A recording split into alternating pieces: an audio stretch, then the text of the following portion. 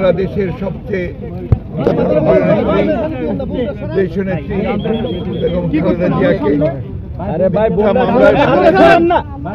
6 বছর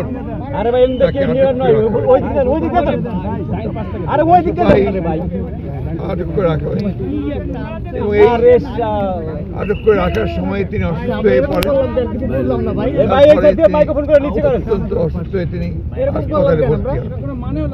তারপরেই আমরা বারবার আওয়ামী লীগ সরকারকে হাসিনাকে আমরা রোধ করেছিলাম চিকিৎসার জন্য তাকে বাইরে যাওয়ার সুযোগ করে দেওয়া হবে, কিন্তু এই ফ্যাসিস্ট হাসিনা তিনি কোনো কথাতেই কর্ণপাত করেননি। আল্লাহর অশেষ রহমতে ছাত্র জনতার অভ্যুত্থানের মধ্য দিয়ে ফ্যাসিস্ট হাসিনা দেশ থেকে পালিয়ে যাওয়ার পরে আজকে দেশের নেত্রী বেগম খালেদা জিয়া সম্পূর্ণ মুক্ত হয়েছেন মিথ্যা মামলা থেকে।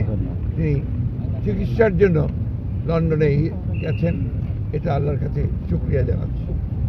একই সঙ্গে আমরা আশা করছি যে সুচিকিৎসা করে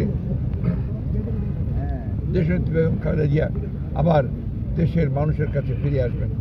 যাওয়ার সময় তিনি আবারও বলেছেন যে আপনি সকলকে বলবেন গণমাধ্যমের মাধ্যমে দেশবাসীকে যে তারা যারা আমার জন্য দোয়া করেন, আর আমিও আল্লাহ তার কাছে এই দোয়া চাইছি, আল্লাহ যেন এই দেশকে দেশবাসীকে যেন ভালো রাখেন, তাদের কল্যাণ করেন। রাজনৈতিক কোনো বার্তা দিয়েছেন কিনা? রাজনৈতিক বার্তা তো ওটাই, যেন ভালো রাখেন, সুস্থ রাখেন, গণতন্ত্রকে যেন প্রতিষ্ঠা করা হয়, গণতান্ত্রিক ব্যবস্থাকে যেন আমরা সবাই মিলে ফোল্ড করি। Thank you.